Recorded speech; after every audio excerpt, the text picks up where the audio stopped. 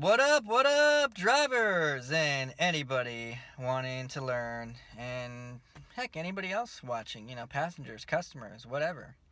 Welcome, welcome back. Driverman here. I'm Jose, and tonight I was door dashing and grubhubbing and had an interesting encounter with a with a foreign gentleman. I believe it was Asian, but I'm out in Glendale, and I'm out to pick up an order, and I noticed, like, where I'm pulling out of a side street, it's like a major street, and it's got the big divider in the middle, so you can't, like, turn left, and so it's like, oh crap. And so I was like, I should have taken a different road so that I wouldn't have to worry about dealing with this right now. And then I noticed there was an alley, so I'm taking the alley. I go back, and I'm like, I think I'm basically there. So I pull in to a parking lot, which I think is beyond, because I'm passing by businesses, and several businesses, and I'm looking at the little marker on the map, and I'm like, okay, this looks like about it. This parking lot back here behind this building, this must be the place. So I pull in, and I park. And then I start, like, walking towards the back door, which is open. There's a couple guys standing there. And I'm holding my Grubhub bag, and they're like, oh, you need to use the dryer? I was like, the dryer? I was like, oh, this is a laundromat. This isn't the restaurant, the barbecue place, whatever barbecue. They're like, oh, no, that's across the street. He's like, but you can't park here. And I was like, oh, well, actually, I'm just grabbing an order really quick.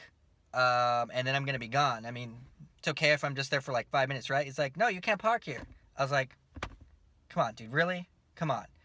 Call the tow truck, fine, if you have to. I'll be gone before it gets here anyway. And he's like, okay, fuck you. I'm like, what? Really? Fuck me? Just because I'm in your stupid little spot for like a few minutes? And you have no other customers? It's like 9 p.m. on a Saturday night. Who's gonna come here and, like, flood your laundromat? Oh shit, it's 9 o'clock on a Saturday. I want to do my laundry. It's my only chance. Seriously? He's like, whatever, dude. And then he's like, yeah, I block you. And I was like, wait a minute, what? He said, block you, so you can't leave. And I'm like, oh, block. I thought you were saying fuck you. He's like, no, block you.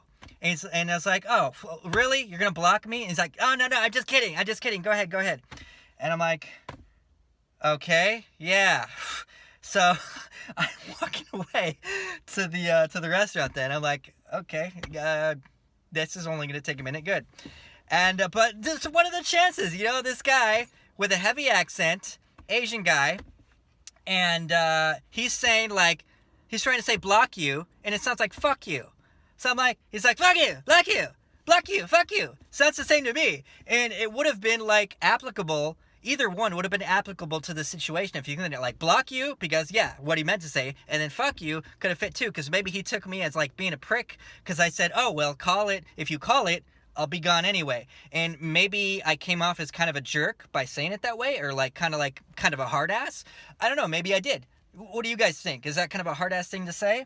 But it's still kind of harsh to be like, oh, fuck you, when I'm telling the guy I'm only going to be there 5 minutes. So it would have fit the situation, but been kind of harsh.